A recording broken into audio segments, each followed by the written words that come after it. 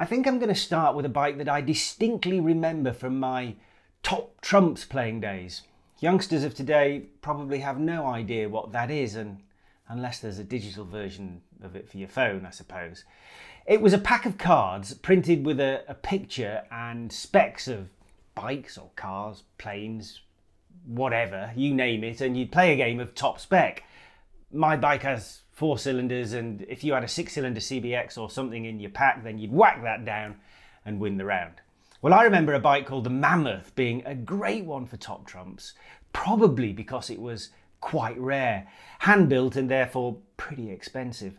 The Mammut was made by a German builder by the name of Friedel Munch, or Munch, and sorry, German's terrible. And in the mid-1960s, he put a 4-cylinder NSU car engine in his own frame, and he kept doing it for many, many years, as this 1974 example shows. By this time, the engine had grown to 1200 cc's and was good for a very impressive 100 horsepower.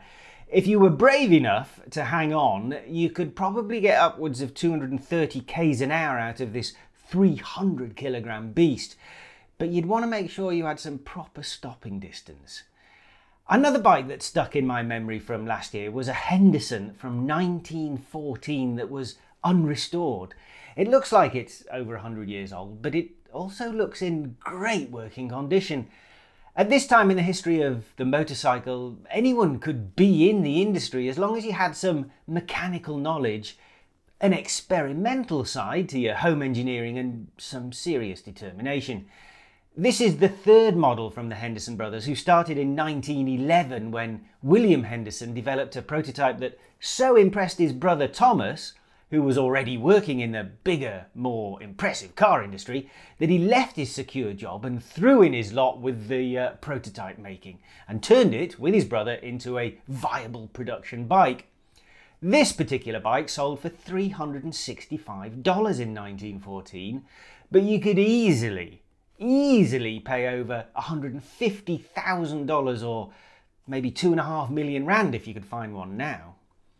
It has a 1065cc inline 4-cylinder engine that could get you up to 100 kilometers an hour via a 2-speed gearbox in the rear wheel hub. Otherwise, you're pretty much looking at a heavily modified bicycle frame, so to attack a corner at speed on this bike would have taken more skill and bravery than your average spoiled racer these days, who will moan about a lack of damping on his 20,000 rand rear shock when it isn't absolutely perfect.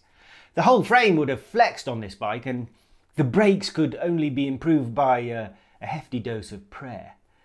This was from a time when racers were real men, and you knew you'd had a successful career when you were still alive at the end of it. No airbags in your leather suit in those days, no leather suits at all really. Most of the time it was a tweed jacket and a stout pair of walking shoes.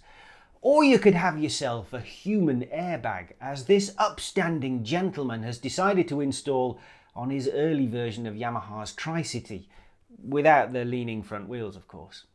This Dion Bouton tricycle is 122 years old, having made it onto the streets of Paris in 1899. His first models were steam-powered because Bouton and his engineer Dion were originally in the business of making boilers. They soon swapped to the rapidly evolving internal combustion engine and built the world's most successful tricycles. Most of which had the more traditional single wheel at the front, of course. Even in 1899, it wouldn't have taken a genius to realise that this was probably quite a dangerous way to take your lady friend out to dinner, or maybe home from dinner after a few glasses of vin rouge. If there was an accident and the initial impact didn't kill her, then being speared from behind by the tricycle's exploding fuel tank would probably have finished the job. It's a lovely thing though, don't you think? And the fact it has survived so long is proof of the quality of the original craftsmanship, and also probably testament to the fact that nobody felt very much like being a passenger in it, so it didn't get used that often.